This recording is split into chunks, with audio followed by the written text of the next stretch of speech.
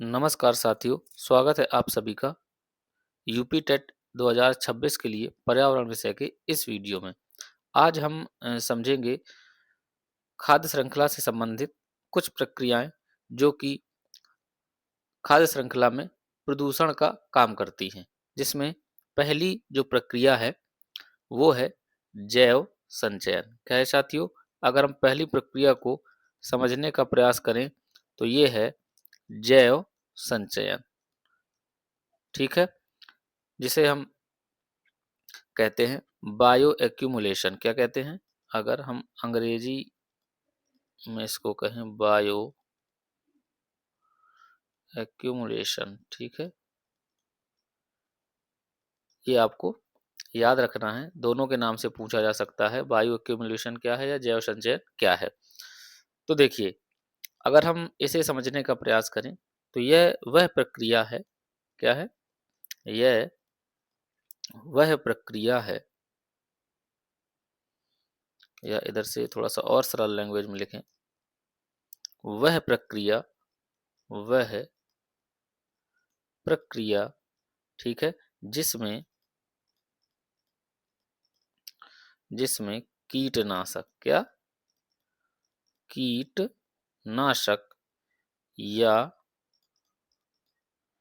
भारी धातुएं, भारी धातुएं या अन्य अन्य विषाक्त पदार्थ, या अन्य विषाक्त पदार्थ क्या होते हैं? पर्यावरण से,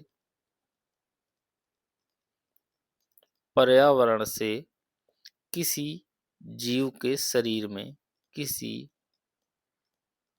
जीव के शरीर में क्या होते हैं?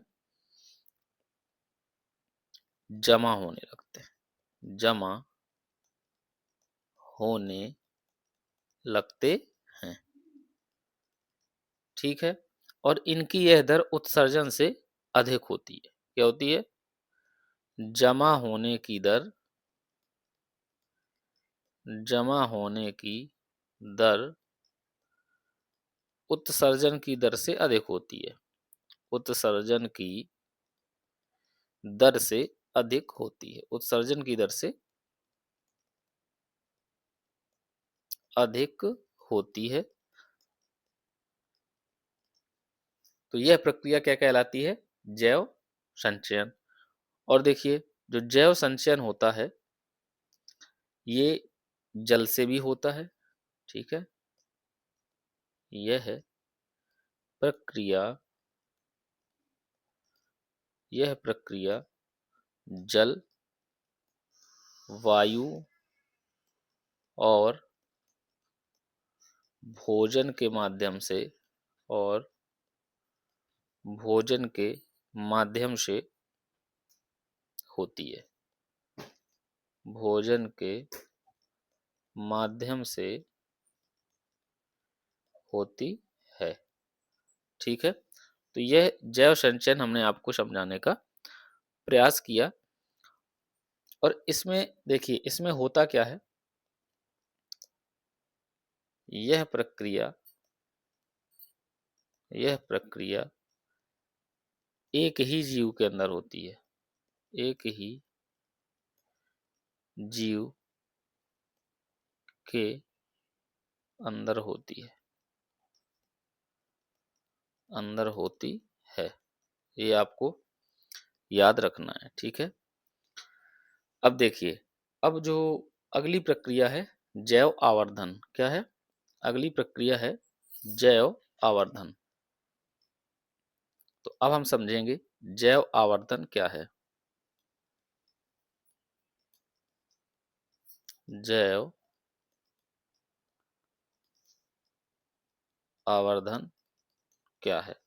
अब अगर हम जैव आवर्धन को समझें, जिसे हम अंग्रेजी में कहते हैं बायोमैग्निफिकेशन। क्या कहते हैं? Bio magnification. तो ये क्या चीज होती है, ये भी हम आपको समझाने का प्रयास करेंगे। तो देखिए बायोमैग्निफिकेशन क्या होती है? इस प्रक्रिया में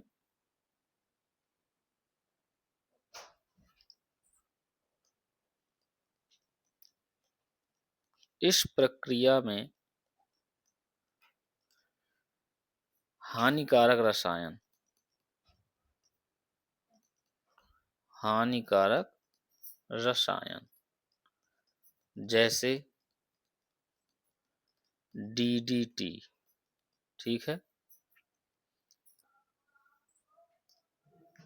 या पारा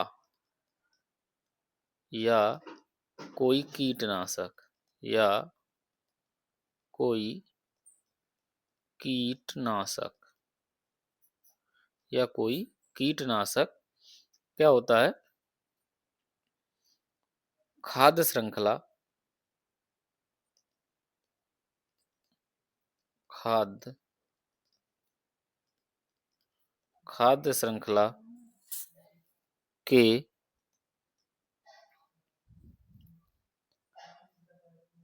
प्रत्येक पोषण स्तर खाद्य श्रृंखला के प्रत्येक पोषण स्तर में बढ़ते जाते हैं बढ़ते जाते हैं, ठीक है। तो यह प्रक्रिया क्या कहलाती है? जैव आवर्धन। तो इसमें इसको अगर हम थोड़ा सा सरल शब्दों में समझें तो जब एक जीव दूसरे जीव को खाता है, एक जीव दूसरे जीव को खाता है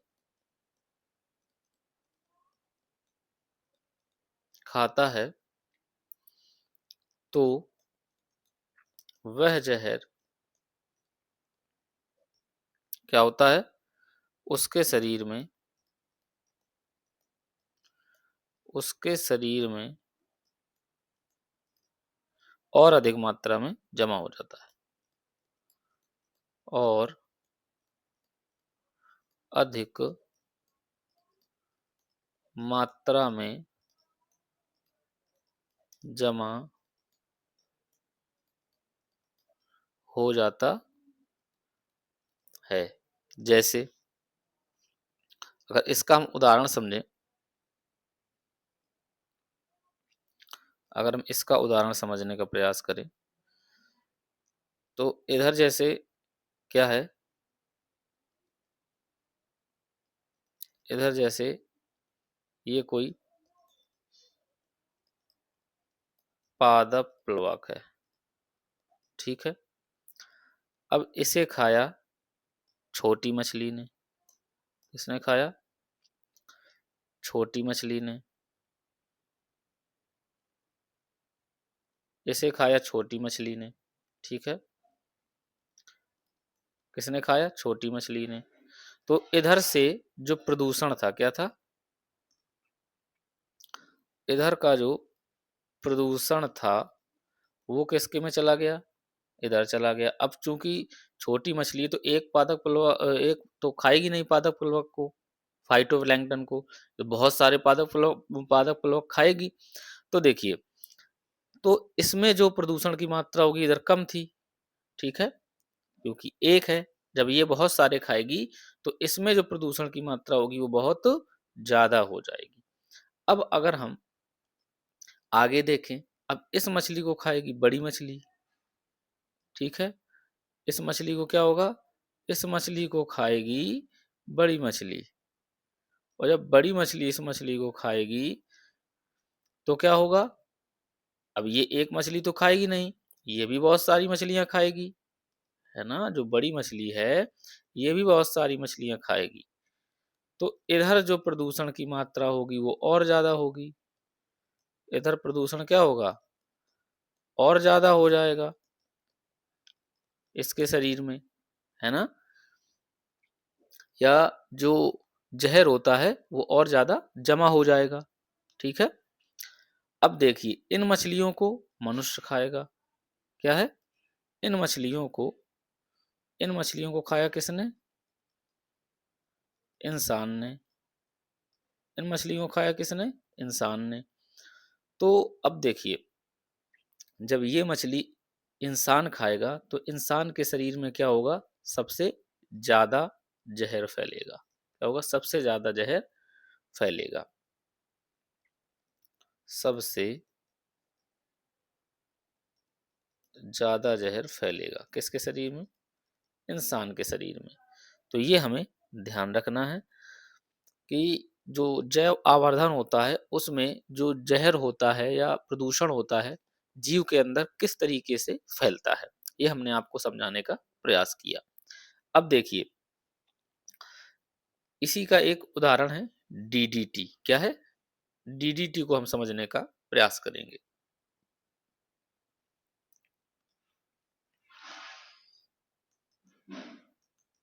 इसी का एक उदाहरण है डीडीटी। ठीक है, इसे हम समझने का प्रयास करेंगे कि डीडीटी है क्या। तो सबसे पहले इसका हम पूरा नाम जानने का प्रयास करेंगे कि पूरा नाम इसका है क्या। इधर से प्रश्न पूछा गया है। तो डाइक्लोरो, क्या नाम है इसका पूरा? Dichloro diphenyl diphenyl tri nitro trichloro dichloro क्या है? डाइक्लोरो डाइफेनिल ट्राइक्लोरो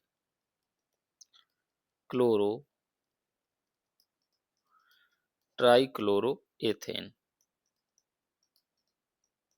ठीक है, ये है डीडीटी का पूरा नाम। अब ये है क्या? अगर हम इसे समझें, क्या है ये? क्या है?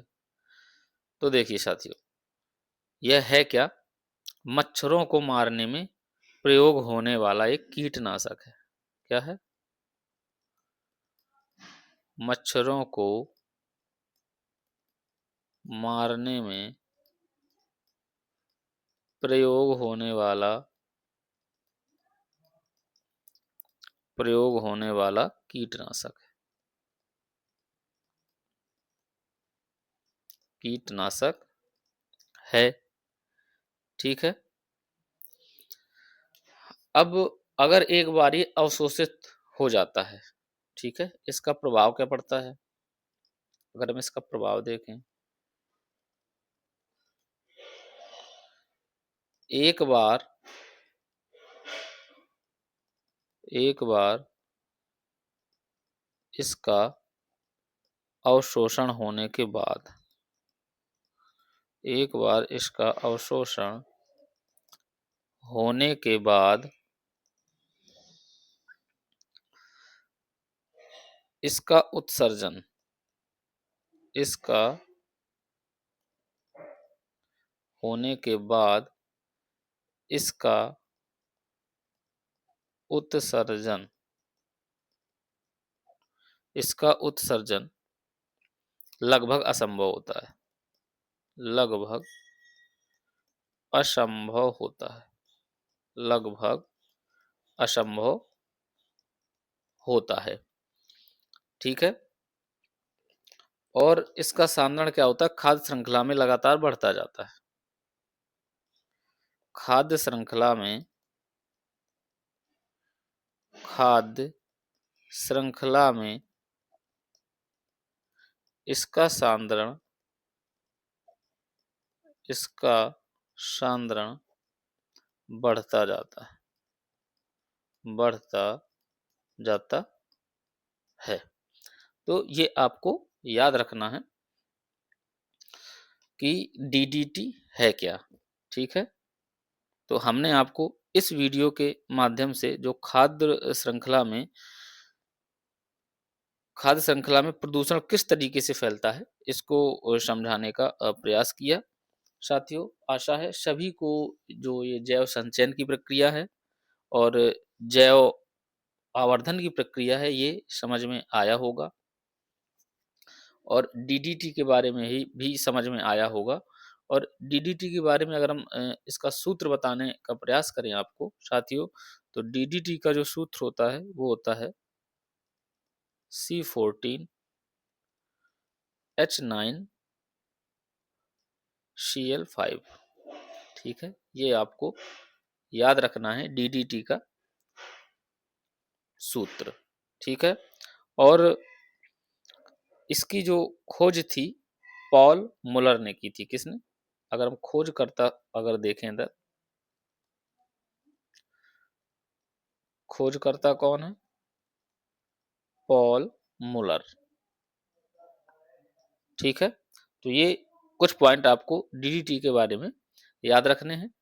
अब हम आगे की चर्चा अगले वीडियो में करेंगे। तब तक के लिए सभी लोग अपनी तैयारी बहुत ही अच्छे से बनाए रखें। नमस्कार।